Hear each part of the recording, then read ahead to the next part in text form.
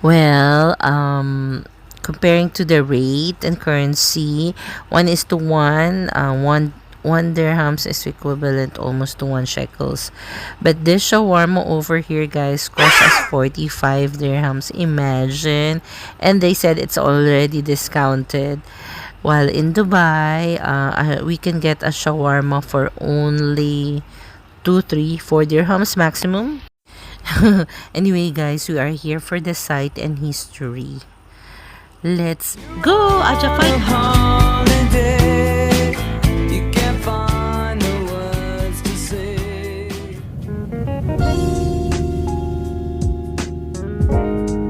This is Jessie Quetz. Welcome to my channel, and I'm inviting you to see the view from my window. After lunch break, guys, we went to a souvenir shop just close by. It's just a walking distance. I don't have any clips, neither picture for it because we were in a hurry because we are running out of time. Because Bethlehem, it's quite far from Jerusalem. We have to get back to Jerusalem before sunset. Anyway, so we are now here at the shepherd's field. It is where the angel first announced the birth of Jesus. It is on our Bible, Luke 2:7. Luke 2 chapter 7. So as you can see, it's actually not on this one. This is some, as per our tour guide, sometimes the nuns or they held mass over here. Yes, and then somewhere down here is the shepherd's field. It looks like that now because now it's like tourist spot. And it's actually the church of the Nativity. It's also close by on this shepherd's field, so we will go to that later. And this is a church. It is actually a chapel, guys. This is the Shepherd Fields Chapel, or the Sanctuary of the Gloria in is.You. Yes, it's written there. Dedicated to Our Lady of Fatima and Saint Teresa of Lisieux, is a Roman Catholic religious building in the area of Bet Sahur, southeast of Bethlehem in the West Bank in Palestine. The chapel marks the place where, according to Catholic tradition, angel first announced the birth of Christ. As per biblical relevance, the location is traditionally held to be not only the site of the Annunciation to the shepherd, but also the place mentioned in Ruth chapter 2 and 2, verse 2, where Ruth gleaned for herself and Naomi. Also, the Shepherd's Field Chapel was built by the Franciscans in 1953. It is not far from the Greek Orthodox Der El Rawat Chapel, commemorating the same event. The chapel was designed by architect Antonio Barluzzi. Under the chapel is a large cave, but of course we didn't go there. Anyways, just admire the view. A few moments later. Well, we went down in the mall because it's not allowed I don't know, the tour guide said it's not allowed to go by car over there. So we have walked and crossed the street. We went the hilltop and we reached the Church of Nativity, or the Basilica. So you humble yourself, bend down, And if you can see, guys, the entrance is tiny or low in height because this is the Church of Nativity. We should humble ourselves.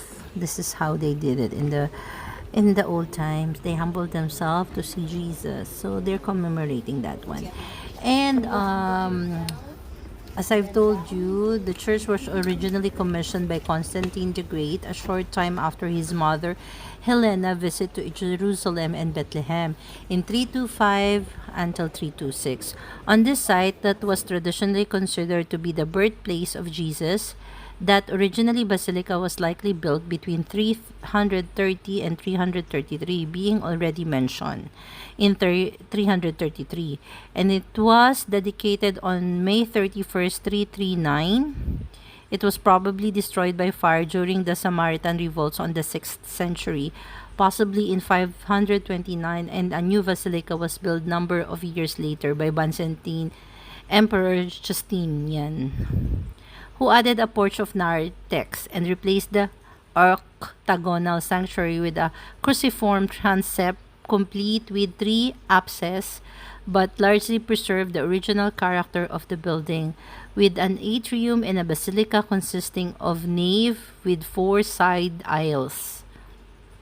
The Church of the Nativity, while remaining basilica unchanged since the Justinian reconstruction, has seen numerous repairs and additions, especially from the Crusader period, such as two bell towers now gone, wall mosaic and painting partially preserved over the centuries. The surrounding compound has been expanded, and today it covers approximately 12,000 square meters, comprising three different monasteries: one Roman Catholic, one Armenian Apostolic, and one Greek Orthodox, of which the first two contain bell towers built during the modern era. Since 1852, the rights of the three religious communities are ruled by status quo. In Bethlehem, the cave is pointed out where he was born, and the manger in the cave where he was wrapped in swaddling clothes. And the rumor is in those places and among foreigners of the faith that indeed Jesus was born in this cave, who is worshipped and reverenced by the Christians. After the Church of Nativity, we went to go to the upper left hand side when we went out of the basilica to go to the Milk Groto. Milk Groto, there's a story behind it actually. Milk Groto is behind the Nativity Church and next door to the Blessing Gift Shop and the Olive Wood Factory. Holy Family found refuge during the massacre of the innocents before they could flee to Egypt. A drop of milk of the Virgin Mary fell on the floor of the cave and it changed in its color to, guess what color? To white. That's why this place is called the Milk Grotto. So it's a basilica, a replication of that one. It's all color white. If you go downstairs, it's a cave. So just see the side. We'll tour around the place. Also, there's a story on the milk.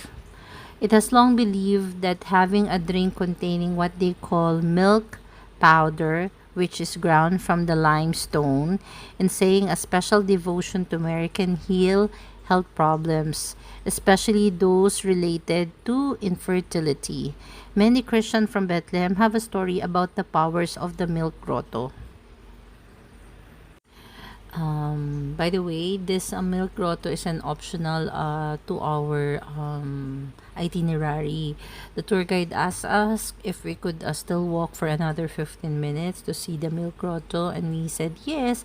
She said sometimes it's not open because of the COVID restriction, but she said we will just still try. Whatever your beliefs, a visit to the grotto lends itself to spiritual reflection. Ano ba? The rough stone, and it's cool and quiet inside. So let's see the view.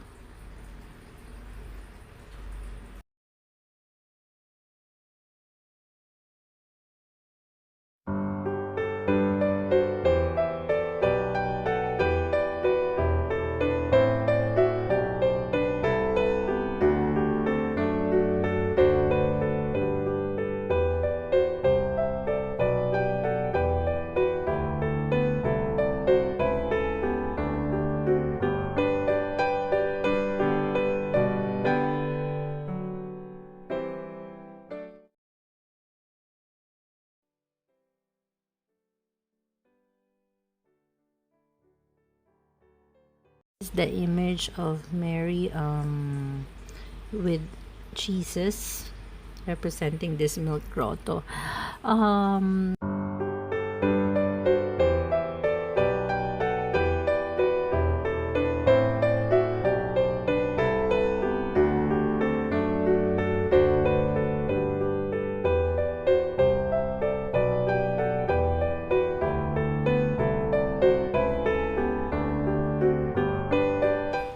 Amazing it is, right? So anyways, guys, so after the Milk Grotto, again, we stopped by to buy some souvenirs. I bought some olive wood rosaries to give to my families back home in the Philippines. Yeah, I'm just showing you an art that depicts what happened to Mary, Joseph, and Jesus. After Milk Grotto, a little stopover in the olive wood factory, and then we head back to the mall, and we're going back to our accommodation. I have a story after.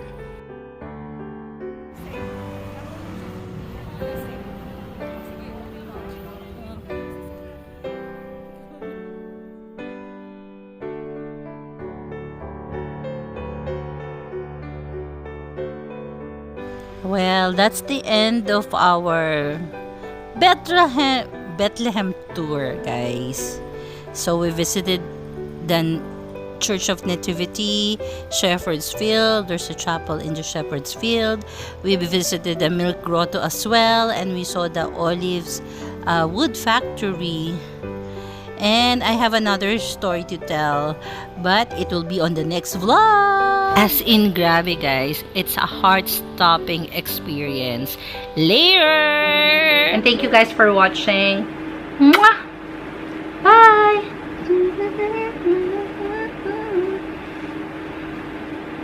You guys for watching, and remember to always be a blessing to others.